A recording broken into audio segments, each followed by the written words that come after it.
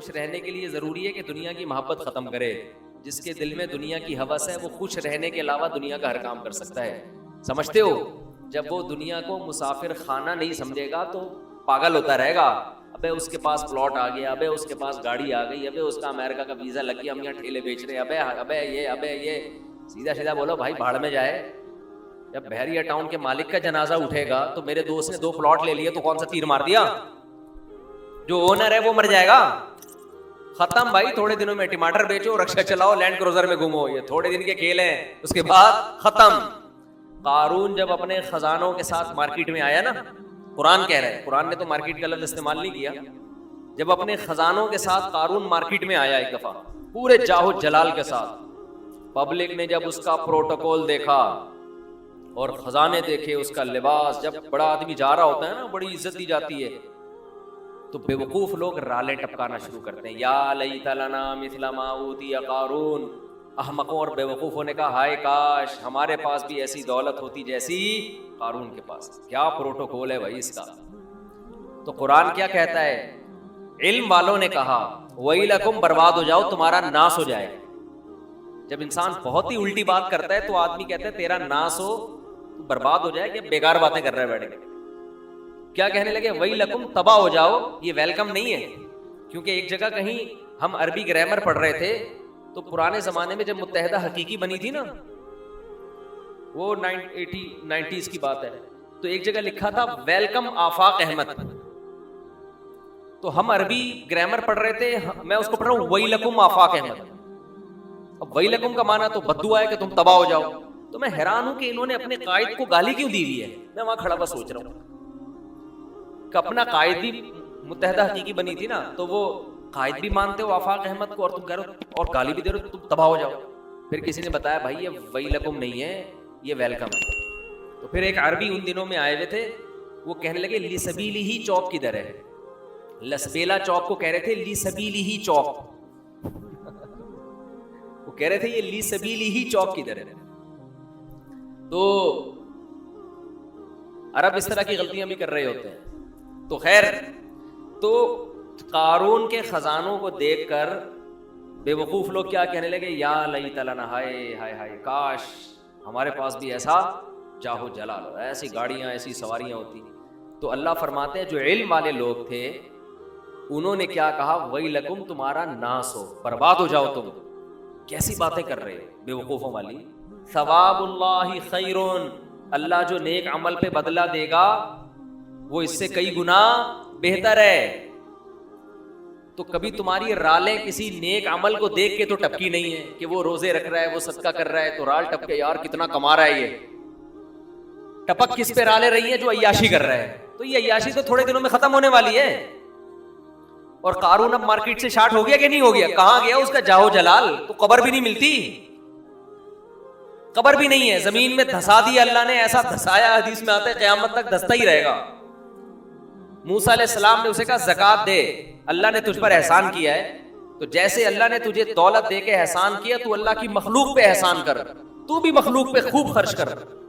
تو کہنے لگا یہ میرا کمال ہے جو میں نے پیسہ کمایا ہے, مائنڈ میرا کیا تھا. آج بعض مالدار لوگ کہہ رہے ہیں نا میرا مائنڈ, میری لک ہے اور میری, او بھائی آپ کا کچھ نہیں ہے. جس کے لیے اللہ رزق کے دروازے کھولنا چاہے کھول دیتا ہے. ہم نے بڑے بڑے فنڈر دیکھے ہیں, وہ بیچارے ٹماٹر ہی بیچتے رہتے ہیں ساری زندگی, حالانکہ مائنڈ ان کا بہت ہوتا ہے. اور بڑے بڑے بے وقوف لوگ دیکھیں جن کے پاس نوٹ گننے کی فرصت نہیں ہے. تبھی امام شافعی نے کہا ہے نا, ایک شعر امام شافعی کی طرف منسوب ہے واللہ عالم, کہ اگر عقل کی بیس پر لوگوں کے پاس پیسہ آتا تو غریب تو بیچارے بھوکے مر جاتے. نہیں سوری, بے وقوف بیچارے بھوکے مر جاتے اگر عقل کی بیس پہ پیسہ ملے. تو میں اکثر اس پہ ایک واقعہ بھی سناتا ہوں, میں جلدی سنا کے آگے چلتے ہیں. ایک مالدار آدمی, ہمارے حضرت یہ واقعہ سنایا کرتے تھے پرانے زمانے کا, ایک بہت مالدار آدمی تھا, غریب تھا, سوری ایک بڑا عقل مند آدمی تھا, غریب, مجھے بھی روزہ لگ رہا ہے آج. ایک بڑا عقل مند آدمی تھا مگر تھا کیا, غریب. اکثر ایسے ہی ہوتا ہے, عقل مندوں کے پاس پیسہ نہیں ہوتا. لیکن یہ قاعدہ کلیہ نہیں ہے. مالدار بولیں گے مفتی صاحب ہمیں بیوقوف کہہ رہے ہیں,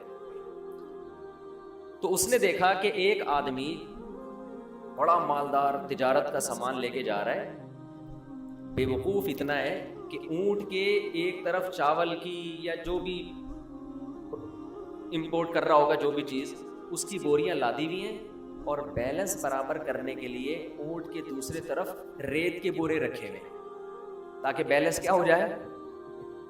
10 بوریاں چاول کی یہاں ہیں تو وزن برابر کرنے کے لیے 10 بوریاں ریت کی ادھر. اس امیر آدمی نے لفٹ مانگی اس غریب سے, وہی نا روزہ لگ رہا ہے, اس عقل مند آدمی نے لفٹ مانگی اس بے وقوف سے, کیونکہ یہ عقل مند غریب تھا. تو اس بے وقوف نے اس کو لفٹ دے دی کہ چل تو میرے ساتھ اونٹ پہ بیٹھ جا. اب اس عقل مند نے اس بے وقوف مالدار سے پوچھا کہ یہ ان بوریوں میں کیا ہے جو رائٹ سائڈ پہ. اس نے کہا بھائی چاول ہے یا آٹا ہے یا جو بھی تھا. کہا یہ لیفٹ پہ کیا ہے؟ اس نے کہا یہ ریت ہے. کہا تو ریت کا بزنس کرتا ہے؟ کہہ رہا نہیں, یہ بیلنس برابر کرنے کے لیے.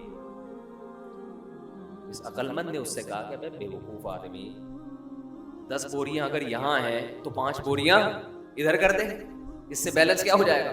اونٹ پہ تو نے بلا وجہ کا ڈبل لوڈ ڈالا ہوا ہے, اور یہ 10 بوریاں بھرنے میں کتنا ٹائم لگا ہوگا.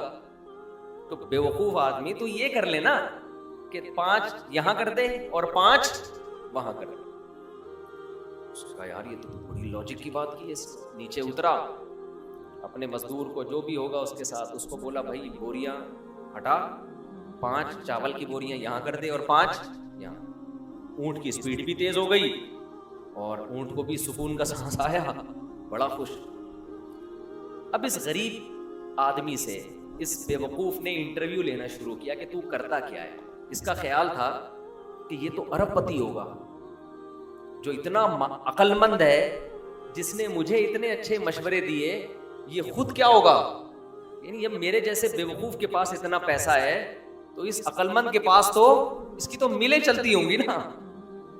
اس سے پوچھا تو کرتا کیا ہے؟ اس نے کہا یار میں تو غریب آدمی ہوں, جس کام میں ہاتھ ڈالو برباد. میرے پاس تو سواری بھی نہیں ہے, تبھی تو میں نے تجھ سے لفٹ مانگی ہے. اس نے کہا اتر نیچے اتر. اونٹ کو واپس گھمایا, 5 بوریاں دوبارہ ادھر کی اور ریت کی بوریاں دوبارہ بیلنس برابر کرنے کے لیے ادھر ڈالا. بولا تیری عقل کی وجہ سے تیرے پاس جب 1 کوڑی روپیہ نہیں ہے تو میں بے وقوف تجھ عقل مند سے 1000 گنا بہتر. میں تیرے مشوروں پر عمل کروں گا نا, میں بھی تیرے جیسا بن جاؤں گا.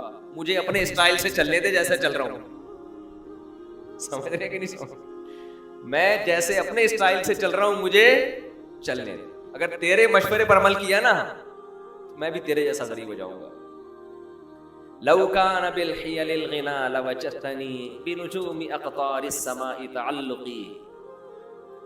امام شافعی کا غالباً شعر ہے یہ کہ اگر تم دیکھتے محنت سے پیسہ ملتا تو میں پیسے کی تلاش میں آسمان کے ستاروں تک پہنچ جاتا. ہم نے دیکھا ہے بعض لوگوں کا ایک شوق ہوتا ہے, شوقیہ کچھ چیزیں پالتے ہیں رکھتے ہیں, وہ شوق ان کا بزنس بن کے ان کو کروڑ پتی بنا دیتا ہے, حالانکہ انہوں نے سوچا بھی نہیں ہوتا کہ اس شوق سے ہمیں کیا ملے گا, پیسہ. اگر وہ پلاننگ کر کے کرتے تو کچھ بھی نہیں آتا ہاتھ. اس کا مطلب یہ نہیں کہ آپ محنت نہ کریں. پہلے ہی ہمارے یہاں پوستی پن چل رہا ہے, اٹھتے نہیں ہیں, 12-1 بجے اٹھتے ہیں, ایک دکان پہ نہیں بیٹھتے. محنت تو کرنی ہے لیکن ملے گا اتنا جتنا اللہ نے مقدر کیا.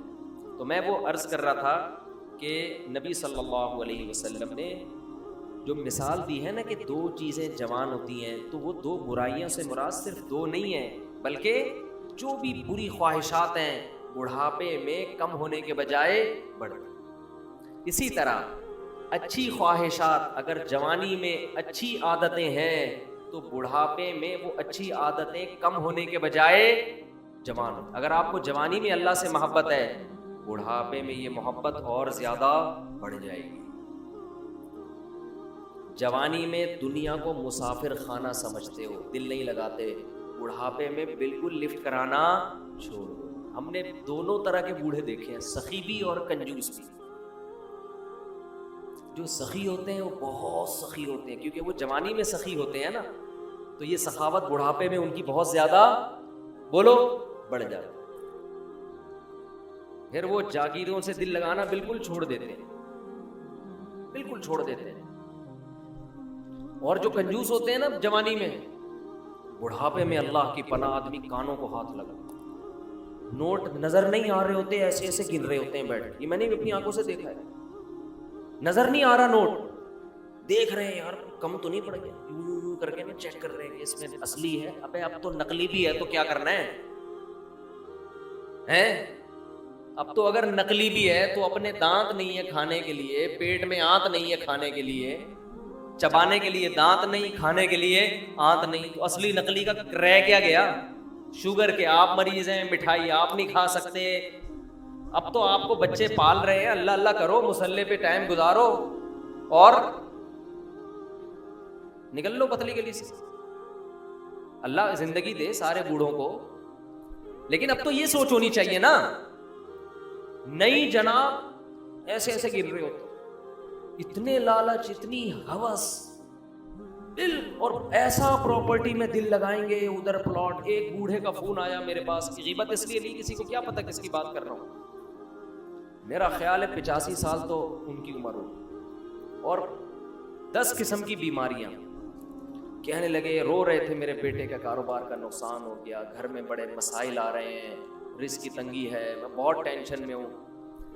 میرا دل مجھے ترس آیا، میں ان کا مذاق نہیں اڑا رہا، مجھے ترس آیا. میں ان سے کہوں کہ حضرت آپ کی کیا رزق کی تنگی، آپ کی زندگی گزر چکی ہے، آپ نے ویسے ہی 2 پاپے صبح چائے میں ڈال کے کھانے ہیں بھائی، دوپہر دونے والے کھچڑی کے کھانے، زندگی گزر گئی ہے. اب ان چیزوں میں کیا رکھا ہے؟ جو بیٹا جس کا کاروبار ڈوب گیا اس کو اتنی ٹینشن نہیں ہو رہی، جس نے آگے زندگی گزارنی ہے ابا کو اس سے زیادہ ٹینشن ہو رہی. لیکن ہم نے نیک بوڑھے بھی دیکھے ہیں، نیک بوڑھے بھی دیکھے. ہمارے نانا، اللہ تعالیٰ مغفرت فرمائے، نانا نانی دونوں، میرے نانا کی بھی 99 سال ماشاءاللہ عمر تھی، نانی نے بھی بڑی عمر پائی ہے. جب بھی ہم ان کے پاس جاتے تھے نا تو وہ شاعری شروع کر دیتے تھے، قبر کی آخرت کی، ٹھیک ہے، گھر جسے سمجھے ہو وہ تم گھر نہیں. مجھے پورا شعر یاد نہیں ہے ان کا، یعنی بار بار کہتے تھے بیٹا جس کو تم گھر سمجھ رہے ہو یہ گھر نہیں ہے، گھر اصل کیا ہے؟ قبرستان. اور سخاوت ایسی، کھلا رہے کھلا رہے کھلا رہے، ہر وقت کچن میں کھانا بنتا رہتا تھا. مسجد کے امام بھی تھے ہمارے نانا، تو جو گلی محلے میں جا رہا ہے نا اس کو بلایا، ادھر آ بیٹھ. گھر والوں کو ٹینشن دی ہوئی تھی، کھانا لے کر آؤ اس کے لیے. تو گھر والے بھی تنگ آ گئے تھے. تنگ آنے کا مطلب ظاہر ہے بار بار بار بار کھانا گھر میں پکتا رہے، لیکن سخاوت تو تھی نا. تو ایسے بھی دیکھے ہیں کہ بھائی گھر ور کچھ ان کو کوئی دلچسپی نہیں ہوتی، پلاٹوں میں